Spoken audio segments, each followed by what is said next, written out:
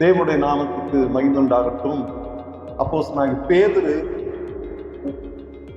2 பேதுரு 3ஆம் அதிகாரம் 12வது வசனத்துல தேவனுடைய நாள் சீக்கிரமாய் வரும்படிக்கு மிகுந்த ஆவலோடு காத்திருங்கள், அந்த நாளிலே ஆவலோடு காத்திருங்கள் என்று சொல்லுகிறார். அந்த நாளில் வானங்கள் வெந்து அழிந்து பூதலங்கள் எழுந்து போம் என்று சொல்லி அங்கே பேதுரு சொல்லுகிறார். அது சீக்கிரமாய் வருகிறது என்று சொல்லி அங்கு சொல்லுகிறதை நாம் அழுத்தமாய் சொல்லுகிறதை நாம் பார்க்கிறோம். ஆக அந்த தேவனுடைய 2ஆம் வருகை, கர்த்தரின் 2ஆம் வருகை குறித்து அவர் சொல்லுகிறார். பேதுருக்கு செழிப்பாக சொல்லிக் கொண்டிருக்கிறார், அந்த உபதேசிக்கிறார்.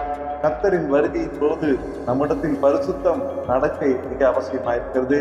தெய்வ பக்தியும் இருக்க வேண்டும் என்று சொல்லுகிறார். வானம் பூமி இருக்காது, ஆனால் அதெல்லாம் எரிந்துவிடும்.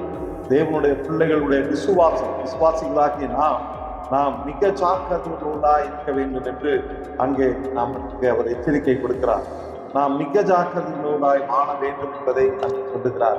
வெளிப்படுத்தின விசேஷத்துல யோவான் அங்கே எழுதுகிறார் 3:11 இதோ சீக்கிரமாய் வருகிறேன் என்று சொல்லுகிறார். நாம் அந்த சீக்கிரமாய் வருவதற்கு நாம் ஆயத்தமாகவும் ஜாக்கிரதையாக இருப்போம். கர்த்தர் நம்மை ஆசீர்வதிப்பாராக. ஆமென்.